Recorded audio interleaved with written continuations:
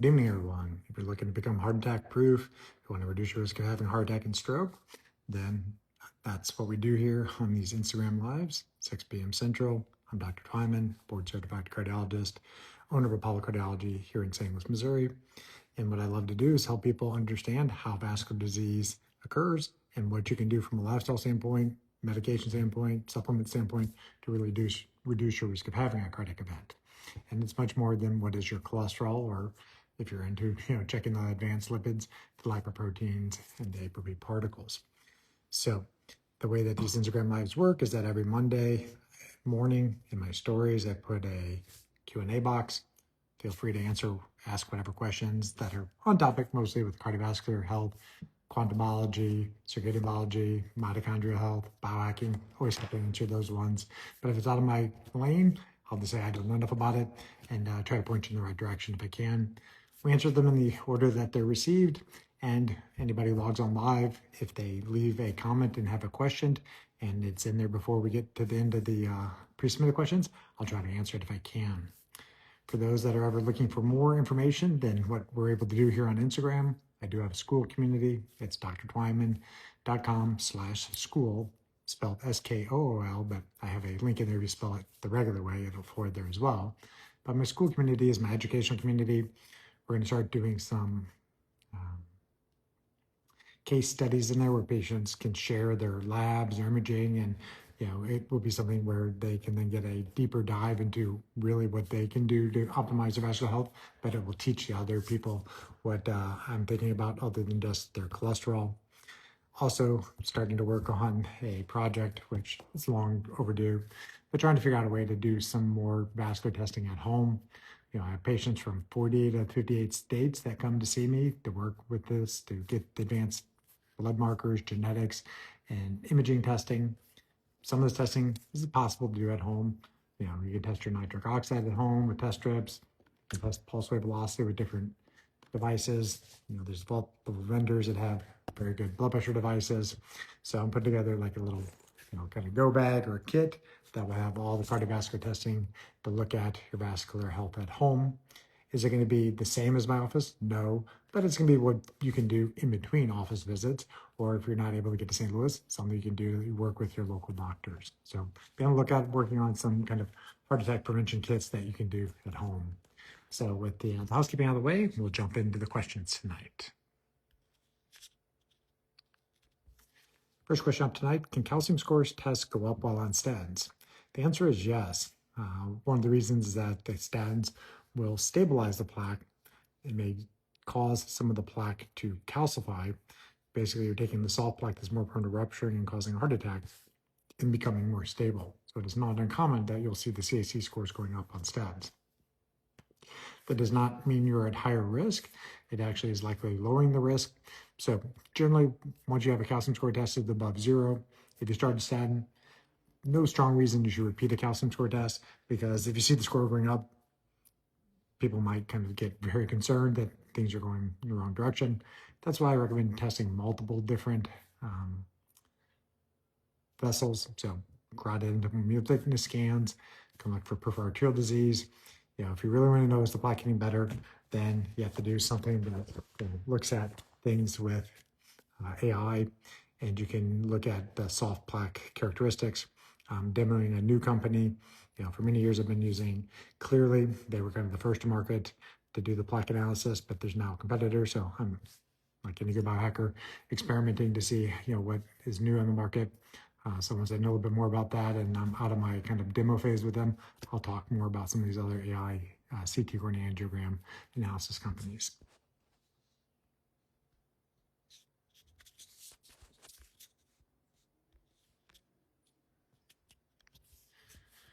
Next question, do I recommend a low saturated fat diet if your SNPs are in a CTEP and LPL pathway? I would say possibly. It's always a test, don't guess type of analysis.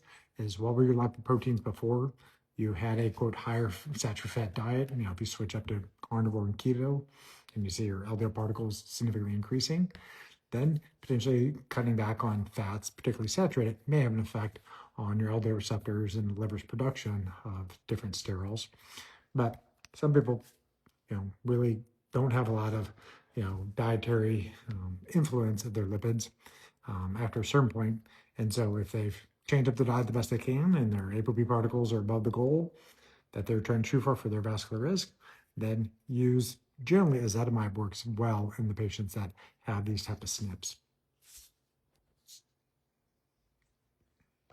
You can also use the cholesterol balance test and the fatty acid balance test on the Boston Heart Lab panel to help guide you, is saturated fat actually causing the issue? So somebody said that their father recently had a massive heart attack. So I'm sorry to hear that. Unfortunately, about every 40 seconds, somebody in the United States has a heart attack. You want to help them, moving forward. So, when you have a heart attack, get to the nearest hospital, let the cardiologist do what they need to do to stabilize the problem. And then when you're out of the hospital, get to the root cause. So again, it's more than cholesterol. Yes, you're going to end up on lipid-lowering therapies, but you have to figure out what damaged the lining of the arteries. The lining called the glycocalyx. It's the consistency of your white of your eyes. If that layer is getting damaged, you're much more likely to keep laying down plaque in the arteries. You may have low nitric oxide. The arteries may be stiff. There's devices you can check at home or at offices that can tell you your pulse wave velocity or how elastic your arteries are. The advanced biomarkers, inflammatory markers, oxidative stress markers, metabolic markers can tell you, other than your cholesterol, what are the bigger drivers, why the plaque became unstable and ruptured. So this is something that fortunately I don't see very often anymore is, acute heart attacks. I've had a practice in St. Louis for a little under 7 years, and I can count on my hands how many times patients show up in the hospital unexpectedly with some type of cardiac event, where when I was in a traditional cardiology practice, this was almost a daily occurrence that patients were showing up with heart attacks. So if you look early, you find the things that are doing the damage, putting the arteries on fire, put the fires out, people don't show up in the hospital in the middle of the night having heart attacks.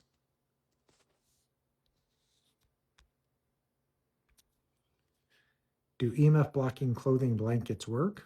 Possibly, but again, it's one of the things where you have to have likely a EMF meter to determine, are the wavelengths actually being blocked? Do I recommend using them? Possibly. Do I use them? No. Have I bought some? Yes. I'm a biohacker. I'll try things, but I didn't like them. They were very stiff. I think it's better just to kind of control the environment where you sleep. That's the most important time that you need to have low EMFs. Wearing EMF blocking clothing in public, you can do that, but you're not going to be able to be in a Faraday cage all the time. So I don't think it's super useful for most people to worry about them.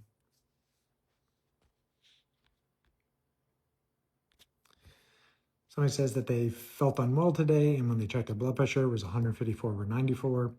How to reduce it quickly to normal, 120/80? Well, if you felt unwell, that is a sign to the body to increase blood pressure, often due to inflammation. So treat the root cause of why you felt unwell, possibly. But how to improve it quickly? Deep breathing exercises can have an effect. Things that balance your autonomic nervous system. Doing isometric exercises like wall squats or planks may help improve it. And then, I'm not going to recommend medicines or supplements without knowing more from somebody. So mostly you figure out what is causing this person to feel unwell. Is it a virus? Is it, food poisoning? Is it, whatever's driving it, figure out that. Blood pressure will respond in kind.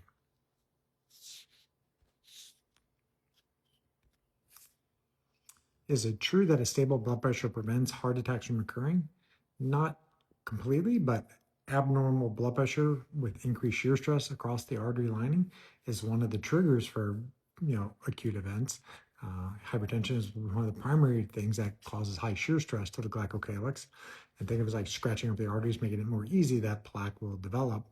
But it isn't true that having normal blood pressure completely makes you heart attack proof. You can still have a lot of vascular inflammation that doesn't necessarily increase your blood pressure.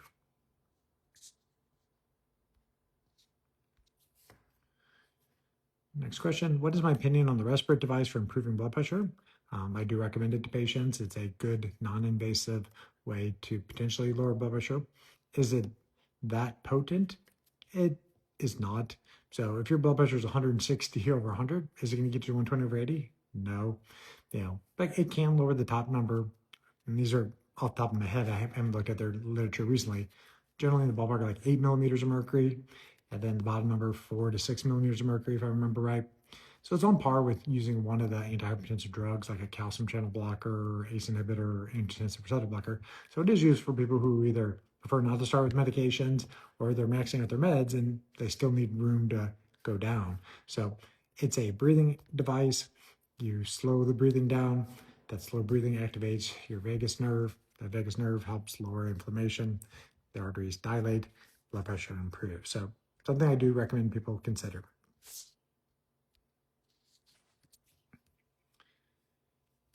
And then I think there's one more question that was pre-submitted, and I do see some comments, that have some questions, so I have to answer those. So what is my opinion on oxidized LDL as a cardiovascular risk factor compared to other LDL measurements? So ox-LDL, it's a good metric. Is it the best? No. If you have access to the OXPL ApoB from Boston Heart, that has a more sensitive marker for cardiovascular disease, because that is the most atherogenic type of particles that are present if you're oxidizing the phospholipids on the outside of the lipoproteins. The ox-LDL that you measure in your blood is not the same oxidized LDL that's actually trapped in the arteries. It tends to be, though, that if you have a lot of oxidized LDL in your bloodstream, that you often have damage to the lining of the arteries that's allowing other lipoproteins to get retained in the intima and become oxidized. But it's more about that, what's driving the oxidized LDL. Is it metabolic disease like insulin resistance? Is it sleep apnea? Is it an infection? What's driving the oxidative stress, and looking at that.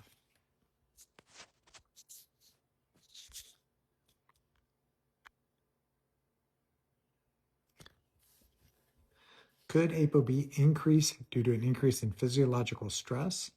Not likely directly. High physiological stress definitely can increase cortisol. Cortisol could theoretically increase blood sugar. Then you have to increase insulin. The insulin, is going to have an effect on, the lining of the arteries, possibly, may have an effect on blood pressure, but I don't really see a pathway where direct stress is affecting ApoB. Most people's ApoB, abnormalities is due to a genetic abnormality. There's hundreds of genes that affect the lipoproteins.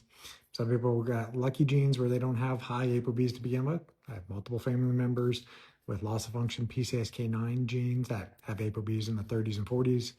They're never going to need medications.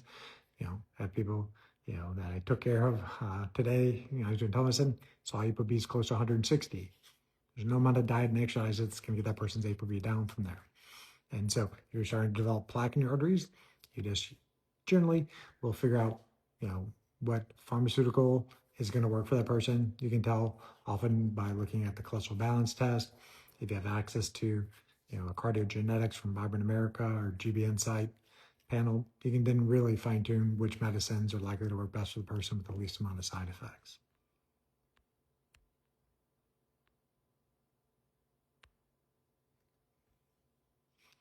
And question, any link between upper airway resistance syndrome and cardiovascular health? I would say possibly. It's essentially pre-sleep apnea. If you have episodes where you're becoming hypoxic with it, that hypoxia can drive inflammation. So if you have UARS, I would check an hsCRP, LP-2 activity, mild peroxidase, the ox-LDL, the OXPL ApoB, potentially GGT. So if you're seeing a lot of oxidative stress and inflammation and you don't have a ready explanation from other things, then maybe UARS is contributing to it. All right, guys. Well, those are some great questions tonight. I always enjoy answering the questions for people. I will put the archive of this up on my YouTube channel, which is drtwyman.tv. If you're looking for more in-depth kind of education, my school community is where I'm doing that. But every Monday, I will be back answering these questions. And for those that join later, the best way to get your question answered is Monday morning. I put up a Q&A box, put your question in, I answer in the order received. So hope you guys have a great rest of the week, and we'll see you next Monday.